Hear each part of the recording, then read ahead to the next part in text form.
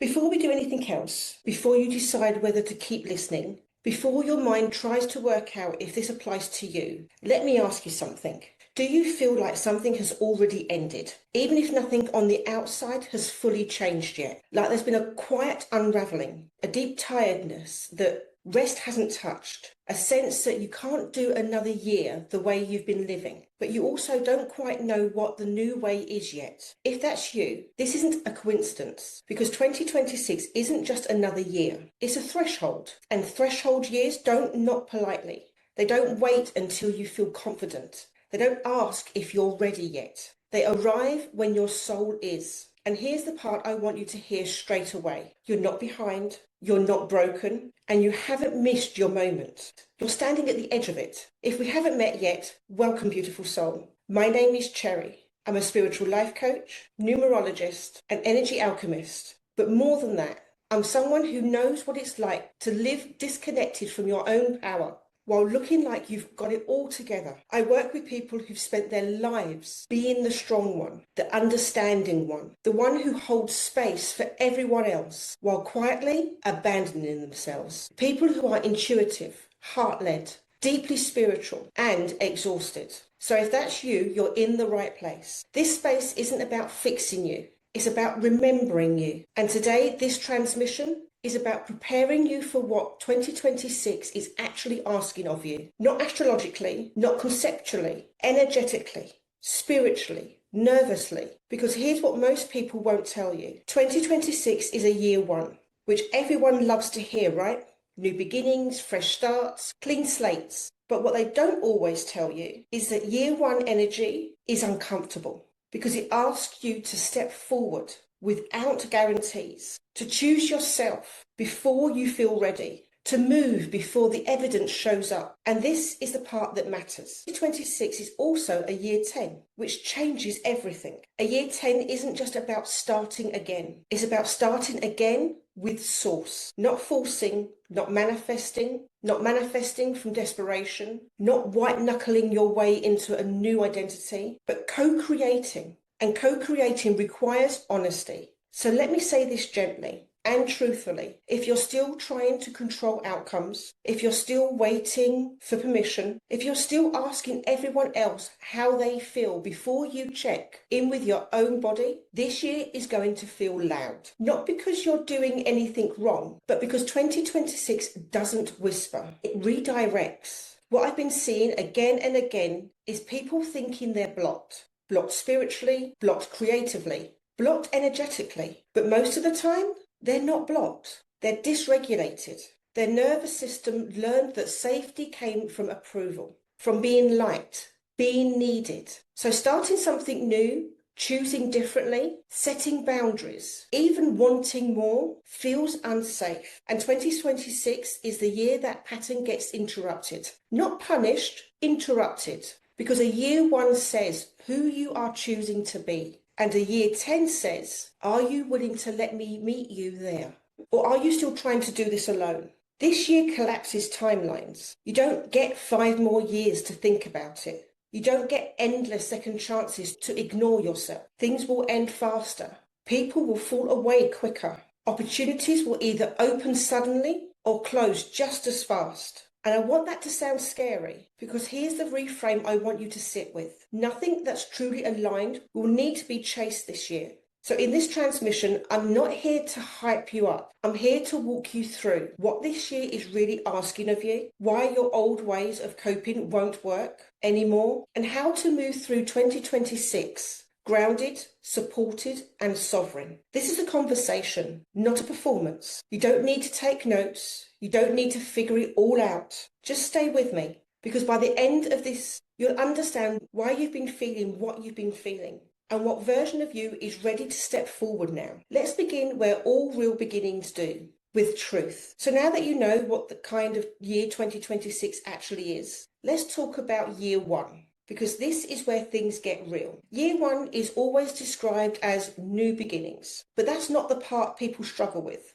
What people struggle with is what has to end intentionally before anything new can actually begin. A year one doesn't ask you to reinvent your life overnight. It asks you to stop lying to yourself about who you are. And I don't mean lying in a dramatic way. I mean the quiet, everyday ways. The way you downplay what you want. The way you talk yourself out of your own knowing. The way you keep adjusting yourself so other people stay comfortable. A year one doesn't care how spiritual you are. It doesn't care how much healing you've done. It doesn't even care how much you understand your patterns. It cares about who you choose to be when it actually matters. Because this year initiates identity. Not surface level identity. Not new habits identity. Core identity. The part of you that decides, do I speak or do I stay silent? Do I move or do I freeze? Do I trust myself or do I ask for one more opinion? And here's the part most people don't expect. Year one energy is uncomfortable for people who were taught that love had to be earned. If you learned that approval meant safety, that being needed meant belonging, that being agreeable kept you connected, then choosing yourself can feel like danger. Not emotionally, physically. Your body tightens, your breath shortens, your chest contracts, your mind jumps in and says, maybe later, let's just wait. I'll do it when I'm more confident. But confidence doesn't come before the choice. It comes after. This is why so many intuitives, heart-led people feel stuck in year one cycles. They're waiting for internal permission that only comes from action. They're waiting to feel safe before they move. But safety for their nervous system was built around staying small. So year one feels destabilizing. Not because it's wrong, but because it's unfamiliar. And 2026 doesn't let you stay in the familiar. Not harshly, just honestly. You might notice that situations start asking more of you. People want clearer answers. Decisions can't be postponed as easily. Your old coping strategies like distraction, overthinking, spiritual bypassing, don't work like they used to. And it's not because you're failing, it's because you're being initiated. Year one is the year you stop being who you learned to be and start being who you actually are. And that doesn't happen all at once. It happens in the moments. In the moment, you don't over-explain. In the moment, you say no and don't justify it. In the moment, you choose rest without guilt. In the moment, you follow your intuition even when no one claps. Those moments seem small, but they are identity defining. Because identity isn't what you say you are. It's how you respond when your old patterns are triggered. And in 2026, those triggers will show up on purpose. Not to test you, to show you who you're becoming. So let me say this clearly because some of you need to hear it. You don't need to become a stronger version of yourself this year. You need to become a truer one. Year one isn't asking you to push harder. It's asking you to stop abandoning yourself in subtle ways. And that requires something most people were never taught. Self-trust. Not the fluffy kind, that embodied kind. The kind that lives in your body, not in your head. The kind that says, I don't need everyone to understand this choice. I don't need proof before I begin. I don't need permission before I honour myself. And I know that can feel terrifying. Because if you've been the one who holds everything together, the one who keeps the peace, the one who carries the emotional weight, who are you when you stop? That's the real initiation of year one. But here's the reassurance. You're not losing yourself. You're actually meeting yourself. And once that begins, even quietly, there's no going back. Because something in you knows. This year is not about preparation. It's about participation. And as we move forward in this video, we're going to talk about what happens when you're no longer doing this alone, because that's where year 10 comes in, and that changes everything. Stay with me. So now let's talk about the parts of 2026 that most people don't fully understand. Because yes, it's a year one, but it's also a year 10, and that changes the entire frequency of this year. Year one says step forward. Year 10 says step forward and let yourself be met. And for a lot of people, that's actually harder because somewhere along the way, many of you learned that being supported came with conditions, that help had strings, that relying on others meant disappointment, that trusting something bigger than you led to being let down. So you learned to do it all yourself. You became capable, resilient, independent, and spiritually speaking, that served you for a time. But a year 10 doesn't respond to control. It responds to co-creation. Let me explain what I mean by that. Co-creation isn't sitting back and trusting the universe while doing nothing. And it's definitely not forcing outcomes through manifestation techniques that leave you exhausted. Co-creation is a relationship. It's movement with something greater, not against it, and not instead of it. And 2026 is a year where that relationship becomes very, very clear. You'll start noticing it in small ways at first. You act in alignment and something opens. You ignore your intuition and things feel heavy. You try to push and you hit resistance. You soften and the next step just appears. Not the whole staircase, just the next step. This year doesn't reward certainty. It rewards honesty. Honesty with yourself. Honesty with your body. Honesty with your energy. And this is where people get uncomfortable. Because co-creation means you can't pretend you don't know what you know. You can't ask for signs while ignoring the messages already arriving through your body, through your emotions, and through your relationships. You can't say you want alignment while continuing to betray yourself. A year 10 magnifies whatever you choose. So if you choose fear, fear gets louder. If you choose avoidance, life applies pressure. If you choose truth, support appears. Not always how you expect, but always how you need. And here's something I want you to really feel into. A year 10 collapses timelines. What you would have taken 5 years to slowly unravel, unravels quickly. What would have taken years of almosts and maybes becomes a clear yes or no.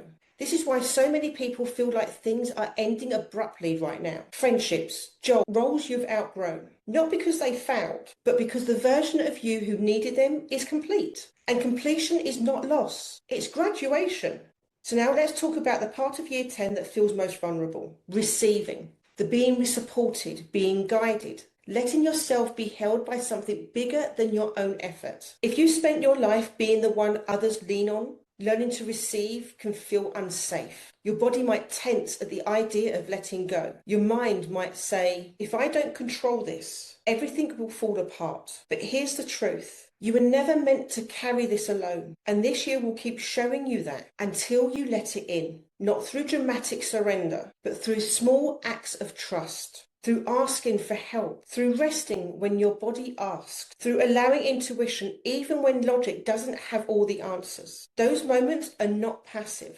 They are deeply courageous. In a year 10, Source doesn't shout. It responds. It responds to clarity, to integrity, to grounded movement. And the more you align your actions with your truth, the more effortless things begin to feel. Not easy, but supported. There is a difference. You'll still need to choose. You'll still need to act. You'll still need to lead yourself, but you won't feel like you're pushing uphill anymore. And I want to say this because some of you need reassurance. Co-creation does not mean you're doing it wrong if things feel slow. Sometimes alignment asks for patience. Sometimes it asks for rest. Sometimes it asks you to wait for your nervous system to catch up to your soul. That's still movement, still progress, still part of the path. This year isn't asking you to prove anything.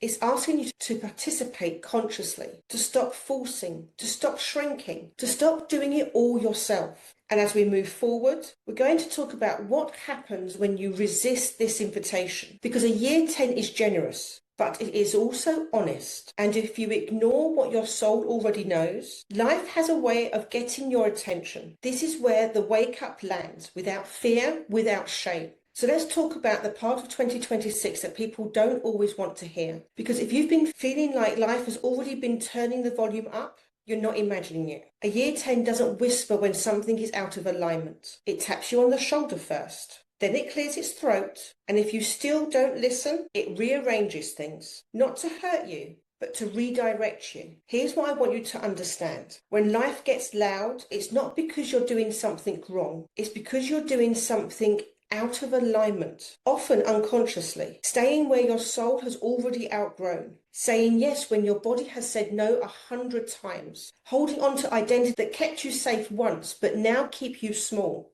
This year doesn't have patience for self-betrayal. And that can feel uncomfortable and that can feel confronting because a lot of you were taught that being good meant being agreeable, that love meant accommodating, that worth came from being needed. So when situations start breaking down, when relationships strain, when your body starts asking for more rest, more truth, more space, your mind might say, what am I doing wrong? But the better question is, what am I no longer meant to tolerate? Let me ground this because I don't want this to sound abstract. In 2026, misalignment often shows up as sudden exhaustion that doesn't lift, emotional reactions that feel bigger than the moment, reoccurring situations that keep asking the same question, a loss of motivation for things you used to push through. These aren't flaws, they're signals. Your nervous system is saying this isn't sustainable anymore. And instead of listening, many people try to override it. They meditate more, they journal harder,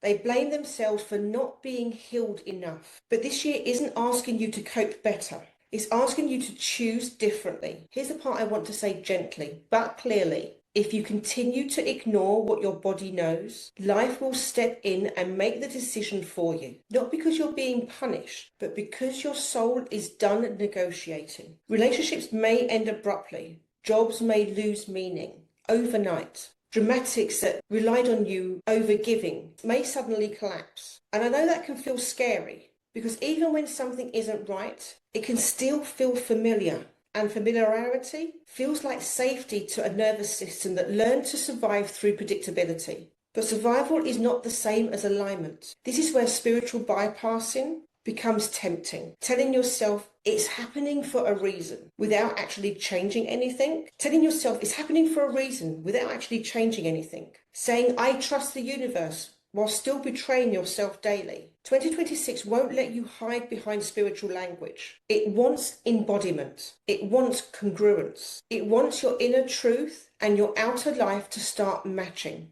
And when they don't, that's when things get loud. I want you to hear this part with compassion. Life doesn't get loud to break you. It gets loud to wake you up, to show you where you're still living from fear instead of truth, where you're still shrinking to be loved, where you're still carrying that was never yours to carry. And the moment you respond differently, even slightly, the volume changes. You set a boundary and the chaos settles. You speak honestly and the tension lifts. You rest without guilt and clarity returns. Not instantly, but noticeably, because alignment has a regulating effect. And this is important. Not everything that ends in 2026 is a loss. Some endings are mercy. Some endings are release. Some endings are the universe saying, you don't have to keep proving yourself here. And I know grief can still be part of that, because you're allowed to grieve what could have been, while still honouring what's complete. That's not weakness, that's maturity. So if this feels louder right now, instead of asking, how do I make this stop? Try asking, what is this trying to show me? Because once you see it, once you stop arguing with it, the path forward becomes surprisingly clear. And that clarity, that's what prepares you for what comes next. Because the next part of this video is about the place where most people either rise or repeat the same cycle again. Boundaries. Not as walls, but as self-respect in action. And if you're struggling with people-pleasing, guilt or overgiving, this next part is for you. So stay with me. So now we need to talk about the patterns that sit underneath almost everything else. People-pleasing. And before your mind jumps in and says, I'm not a people pleaser, or I've already worked on this, just stay with me. Because people pleasing isn't always obvious. It doesn't always look like saying yes to everything. Sometimes it looks like over-explaining. Sometimes it looks like anticipating everyone else's needs before they even speak. Sometimes it looks like staying quiet to keep the peace. And sometimes it looks like being understanding at the expense of being honest. At its core, people-pleasing is not a personality trait. It's a nervous system strategy. It's what happens when your body learns somewhere early on that connection was safer than authenticity, that being liked mattered more than being true, that harmony came from self-abandonment. Nothing has gone wrong. Your system just adapted. But 2026 is the year that adaptation stops working, because a year 1 asks you to lead yourself and a year 10 asks you to co-create in truth. And you can't do either while constantly checking how everybody else is feeling. This year will expose people pleasers, not through shame, but through exhaustion. You'll notice that giving drains you faster, that resentment builds up quicker,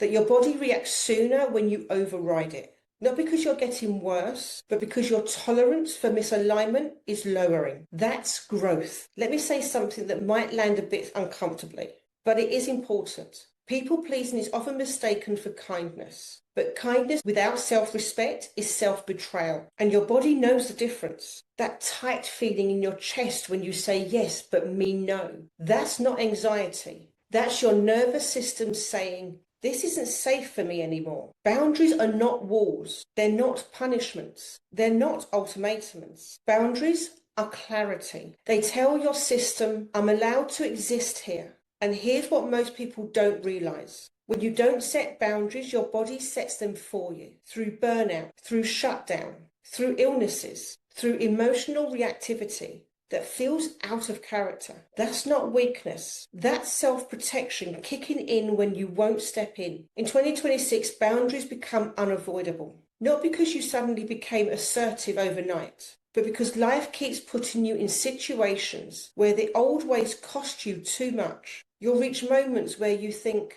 I can't keep doing this. And that moment, that's the initiation, not the breakdown, the turning point. I want you to notice something.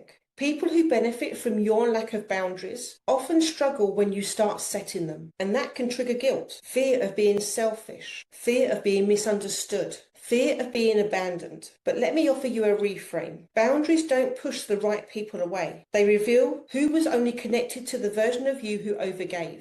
And that information is valuable, even when it hurts. This year will teach you that saying no doesn't end connection. It ends dysfunctional dynamics. And that's a grieving process. You're allowed to feel sad about that. You're allowed to miss the version of yourself who held everything together. But you're also allowed to stop, to rest, to choose differently, to take up space without apologizing. Here's what boundaries look like in a year 10. They're not dramatic. They're quiet. Clear, consistent. It's not explaining your reasons. It's not defending your choices. It's trusting that your no is enough. And I know that can feel terrifying because when you've built connection through overgiving, you fear that without it, there will be nothing left. But what you discover in 2026 is this. What's real stays. What isn't falls away. And what remains is lighter. This year doesn't ask you to become confrontational. It asks you to become self-honoring, to stop negotiating with your own limits, to stop betraying your body for belonging, to stop making yourself smaller so others feel comfortable. And the moment you begin, even imperfectly, something shifts. Your intuition sharpens. Your energy stabilizes. Your relationships change. Not because you're becoming harder, but because you're becoming clearer. And clarity is magnetic. Clarity is regulating. Clarity is spiritual maturity. And as we move forward in this video, we're going to talk about what happens after the people-pleasing patterns begin to loosen, when identity starts realigning, when grief meets relief, when the old version of you starts to fall away. That part of you feels tender and it deserves gentleness. So stay with me. There's a moment that comes after you stop people pleasing and no one really prepares you for it. It's quieter. There's less drama, less chaos, less emotional noise. And yet it can feel strangely upsetting because when you stop performing, stop overgiving, stop shape-shifting to belong, there's a question that rises to the surface. Who am I now? This is where 2026 takes you deeper, because once the old survival strategies loosen their grip, identity begins to reorganize, not in your head, but in your body. You might notice moments of emptiness, moments where you don't know what you want yet, moments where old roles don't fit, but the new ones haven't yet formed. And if your mind jumps in and says something's wrong, let me reassure you, nothing is wrong.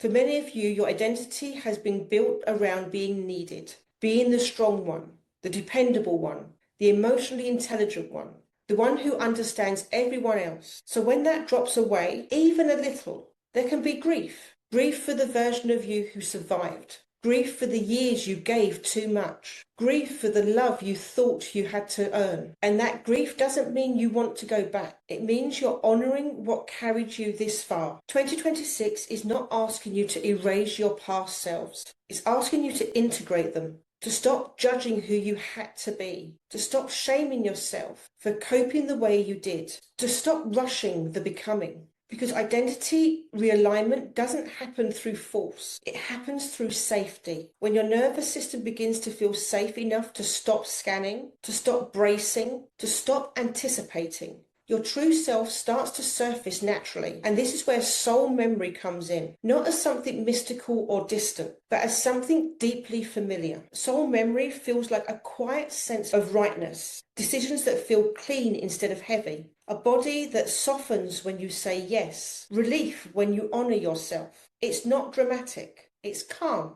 And for people who grew up in emotional intensity, calm can feel unfamiliar, sometimes even boring. So your system might try to recreate urgency, drama, and overthinking. But 2026 is teaching you something different. Peace is not the absence of depth, it's the absence of self-betrayal. As identity realigns, you may notice yourself letting go of labels, not because they were wrong, but because they were incomplete. You're no longer just the healer or the helper or the peacemaker. You're the whole person with needs, with desires, with limits. And you don't need to justify those to be worthy. This is also where loneliness can surface. Not because you're alone, but because you're no longer surrounding yourself with people who only knew the old you. And that in-between space, it's sacred, even when it feels tender, because it's where your nervous system learns a new truth. Connection doesn't require self-abandonment. In 2026, identity is not something you decide once. It's something that you embody repeatedly, in the way you speak, in the way you rest, in the way you choose, in the way you stop explaining yourself. And slowly, often quietly,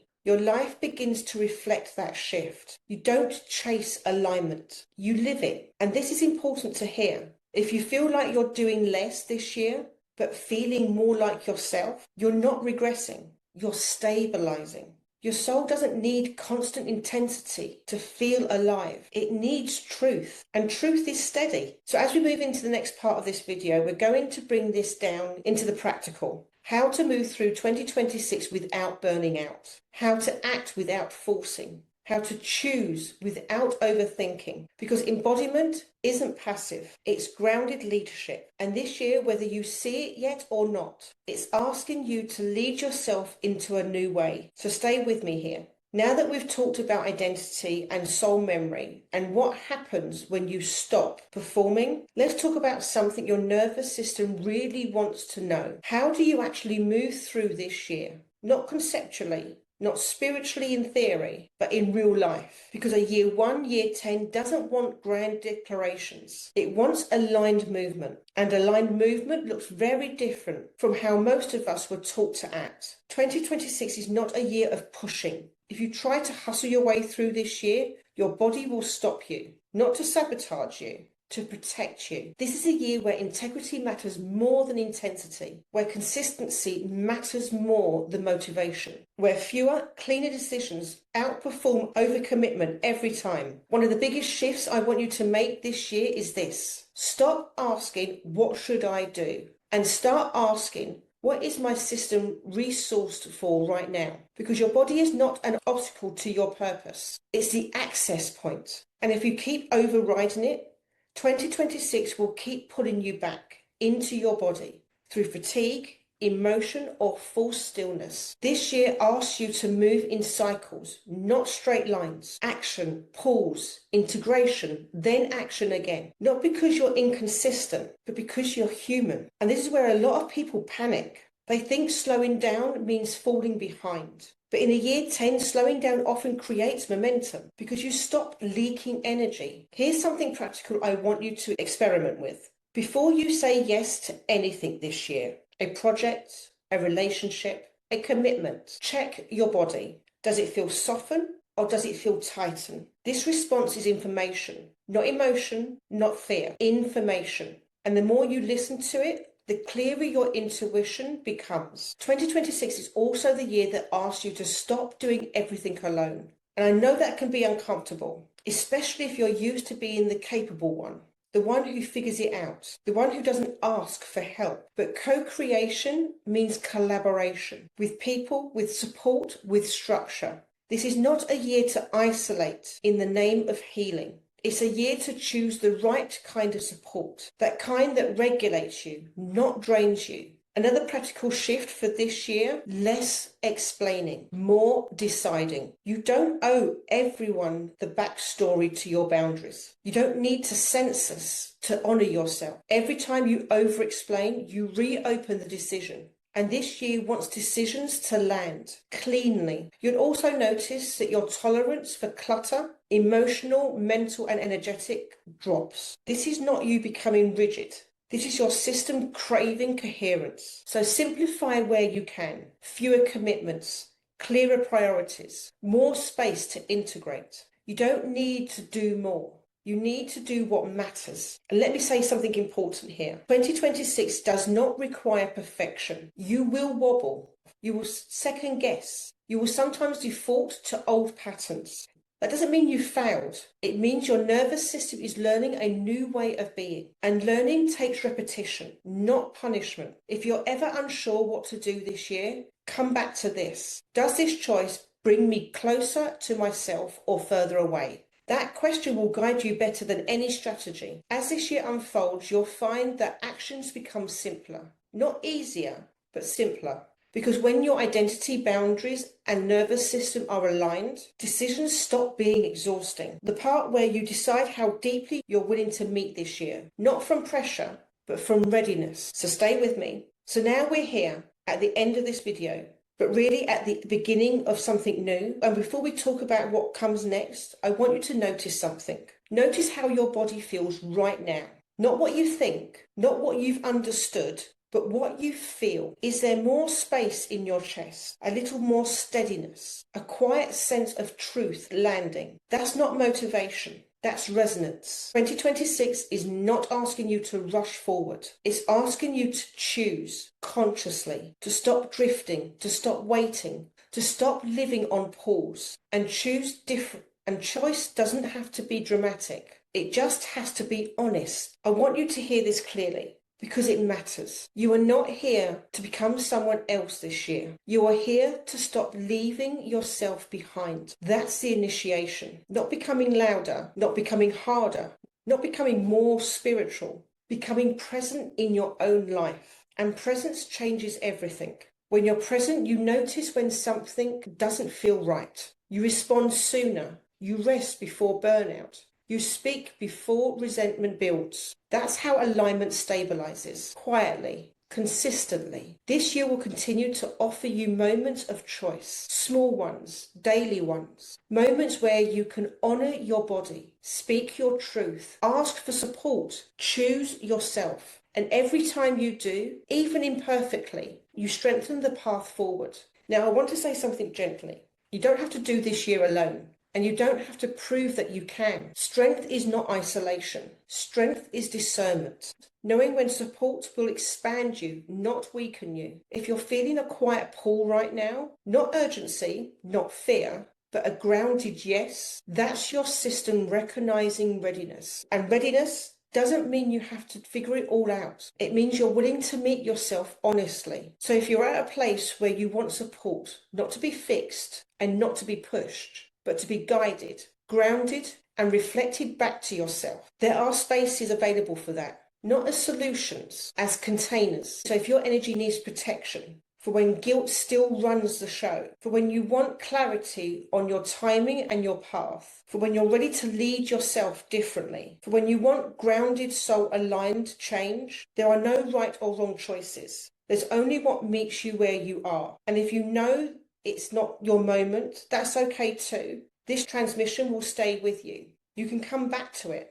Listen to it again. Let it unfold in layers. Because the truth doesn't rush, it waits. I'll leave you with this. You don't need permission to live in alignment. You don't need approval to honor yourself. And you don't need to be anyone other than who you already are. 2026 is not here to test you. It's here to meet you. But you do have to show up with honesty, with presence, and with courage. The quiet kind. And when you're ready, I'll meet you there. There are links in the description box below.